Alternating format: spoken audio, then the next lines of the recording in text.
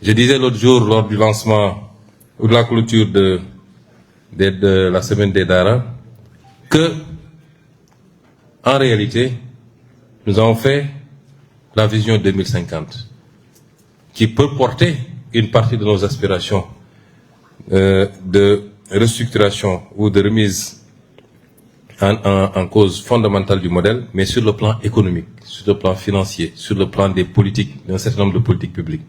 Mais il y manque un élément extrêmement important, c'est l'élément culturel, socio-culturel. Et c'est cela qu'il faut attaquer maintenant. On a parlé de l'éducation nationale avec nos langues nationales. Ça, c'est un projet qui nous est extrêmement cher. On perd énormément de temps. Une étude a montré que c'est entre 5 et 8 ans qu'un jeune Africain perd à essayer de posséder une langue étrangère. Là où le jeune Coréen qui a été alphabétisé en coréen gagne, lui, ses 8 années. Et c'est pourquoi quand lui, il fait des mathématiques, quand il commence à faire de la technologie, le jeune Africain est encore en train d'essayer d'apprendre une langue. Et nous sommes tellement complexés qu'on est là à dire non, il a oublié le E accent aigu E. On est dans des détails, alors que les gens sont dans le pragmatisme. C'est énormément de temps qui est perdu. Vous ne pouvez pas imaginer. Et l'Afrique est le seul continent qui alphabétise en langue étrangère. Je n'en connais pas d'autres. Tout le monde alphabétise dans sa langue et peut-être choisit une langue de communication internationale à partir d'un certain niveau pour permettre de faire des citoyens ouverts le monde. Et cette question des langues nationales est primordiale. Le ministre y travaille, le ministère, vous avez fait des propositions, d'autres en ont fait. Je crois que c'est l'un des grands chantiers vers lesquels nous devons nous acheminer. Mais ce n'est pas seulement une histoire de langue. C'est une histoire, si vous avez suivi ma communication hier au Conseil des ministres, j'ai parlé d'orientation.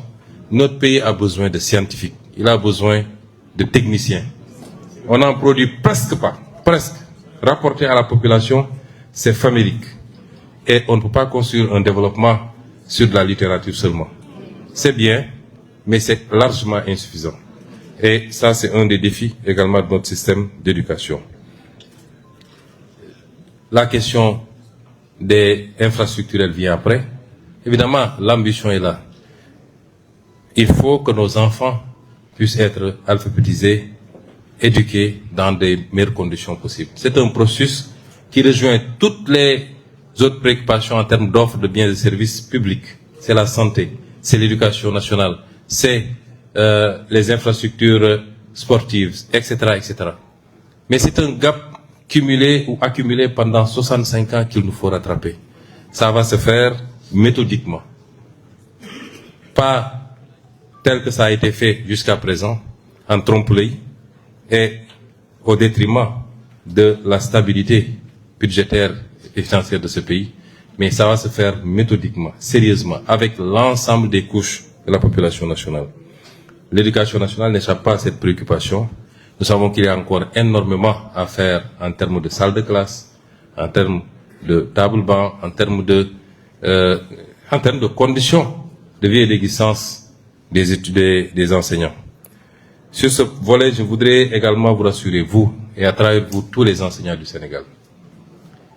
Les enseignants du Sénégal ne peuvent pas avoir meilleur allié que nous. Ils ne peuvent pas l'avoir.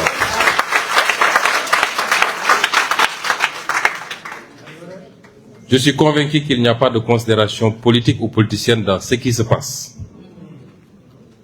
Je le souhaite très fortement. Mais si on met de côté cet aspect, l'objectivité voudrait que tout le monde reconnaisse qu'en 2 ans, les actes que nous avons posés en faveur des enseignants et de l'enseignement, en 12 ans, le régime précédent n'avait pas posé la moitié de ces actes. En 2 ans. En 2 ans. Nous devons tous être patriotes. Ce pays nous appartient à tous.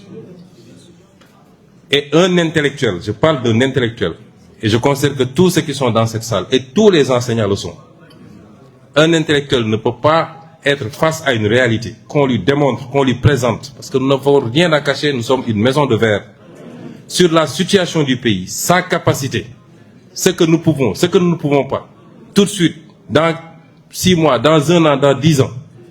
Et cet intellectuel me dit, ça c'est pas mes préoccupations, débrouillez-vous. Moi, voilà ce que je veux, vous le ferez ou j'arrête les enseignements. Ce n'est pas responsable. Et j'en appelle à tous les enseignants. Parce que je n'ai pas l'impression que une bonne restitution soit faite à la base enseignante de ce qui se passe.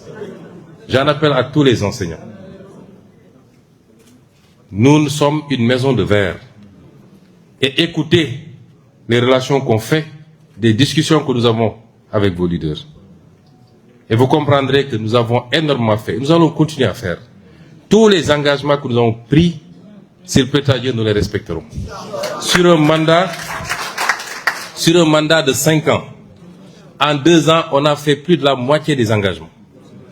Et vous nous dites tout de suite et maintenant, prenez le cas de la réforme du système de rémunération. Moi, je n'ai pas peur de ce que je dis. Depuis que je suis opposant, depuis l'opposition, j'ai toujours dit que le système de rémunération présente beaucoup d'injustices et d'inéquités. Il faut le réajuster. Je l'ai toujours dit et je l'assume. J'ai été fonctionnaire et j'ai toujours dit, le fonctionnaire que j'étais, qui était très largement privilégié par rapport à d'autres fonctionnaires, j'ai fait des conférences pour les enseignants, pour leur dire que je considère que le système n'est pas juste. Et que le système, il va falloir le fondre et le changer. Et nous le ferons. Nous sommes en train de travailler. Inch'Allah. Mais vouloir me dire, parce que quelque chose d'aussi fondamental, d'aussi important, sur presque 200 000 fonctionnaires, vouloir me dire qu'en 1 mois, en 6 mois, il faut faire cette réforme, je dis non. Nous prendrons le temps. Les comités sont en train de travailler. Un travail a été fait en 2013 ou 2014. Le dossier avait été mis dans les tiroirs. Ce dossier n'est plus d'actualité, mais il sert de base de travail. Le comité est mis en place au niveau du ministère des Finances. Il va rendre ses conclusions. Et nous ferons ce qu'il y a à faire pour un système de rémunération plus juste, plus équitable. Justice et équité ne signifie pas que tout le monde va avoir exactement la même chose. Ça n'existe nulle part dans le monde. Même le Seigneur ne donne pas la même chose à tout le monde. Pourtant, il le pouvait. Mais qu'on ait un système et des écarts beaucoup plus justifiables, un système plus juste, pour valoriser chaque corps, pour que les gens soient motivés à rester enseignants, à rester infirmiers, à rester médecins. Parce que c'est des métiers tout aussi importants que le métier d'inspecteur des impôts, le métier d'inspecteur du trésor. Ça, il faut le faire. Et c'est à cela que nous sommes en train de nous atteler. Plus toutes les autres questions. Et il faudrait qu'on sache raison garder. Parce qu'il ne faut pas pousser les gens à bout. On parle de ponction sur les salaires. J'ai une seule réserve, un seul problème. Que des gens qui n'ont pas été grévistes puissent subir les ponctions. Ça, on ne peut pas l'accepter.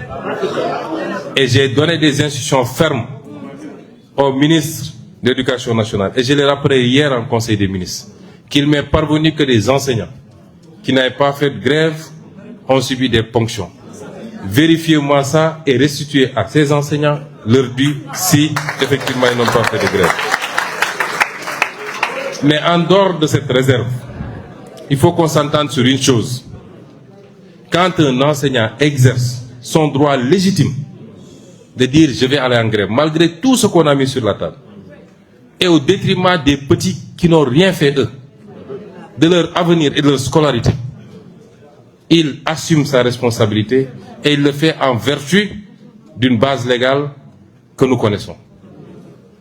Et je ne m'en plains pas. Je le déplore, mais je ne m'en plains pas. Mais de la même manière, quand l'État, en vertu des mêmes textes, des mêmes bases légales, dit que celui qui n'a pas travaillé ne mérite pas une rémunération, je ne vois pas pourquoi il faut aller pleurnicher partout. Ce n'est ni un délit, ni un crime, c'est l'exercice réciproque de droits conférés aux uns et aux autres. Et donc, vous ne pouvez pas, on ne peut pas me dire logiquement, je vais faire 20 jours de grève dans l'année, mais à la fin du mois, donnez-moi tout ce que vous devez me donner en termes de salaire, même si je n'ai pas été enseigné. Même en tant que croyant, nous devons refuser ça. Parce que c'est un salaire indu. Le salaire qu'on perçoit en restant tranquillement chez vous, c'est un salaire indu. Et donc, à partir de ce moment, ce ne sont pas des situations souhaitables. Je ne suis pas pour le contentieux ou le conflit. Et j'ai donné des instructions très fermes pour qu'on reste très ouvert et qu'on dialogue. Jusqu'à la fin de ce mois-ci, le débat s'est posé. Le ministre est intervenu pour dire, oui, on est presque arrivé à un accord, il ne faut pas ponctionner, etc. J'ai dit, depuis la dernière ponction jusqu'à maintenant, on a eu 1 mois. On avait tout le temps de stabiliser un accord et d'avancer. Vous savez, les gens, quand ils font la guerre, ils négocient. Tant que l'accord n'est pas parfait, les missiles continuent de tomber de part et d'autre. Moi, eux, ils n'ont pas... On était en train de discuter. Rencontre avec le ministre des Finances, ils en sortent satisfaits. Avec le ministre libanais, ils sont sortis satisfaits. Ils pouvaient dire donc, on n'enclenche pas un nouveau plan d'action, le temps de conclure. Mais ils ont continué le plan d'action. Et on me dit, moi, mes missiles, je vais les garder. Non, je ne les garde pas. Et j'ai été...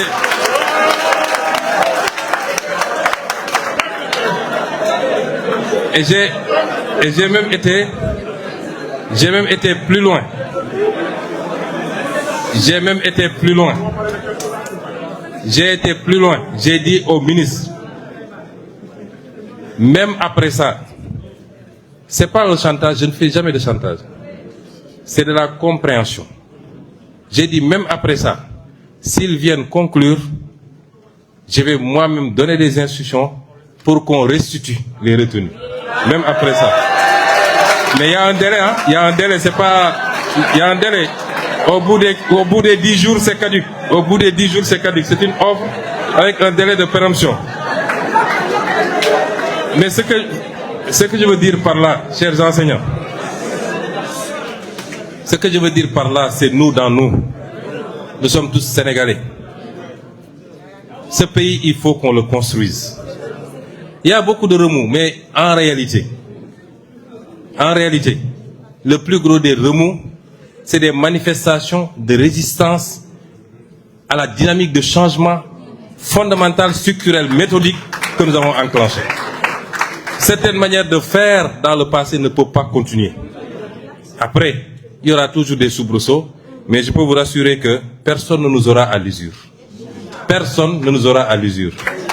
Le mandat pour lequel on a été élu, nous l'appliquerons de manière claire, nette et précise. Dans la discussion, dans l'ouverture, mais dans la fermeté absolue également quand il le faut, parce que c'est une responsabilité vis-à-vis de 18 millions de Sénégalais, mais c'est une responsabilité également vis-à-vis de Dieu. Je vous félicite, vous encourage, vous exhorte et vous réitère toute la confiance du parti. Merci beaucoup et bonne suite de travail.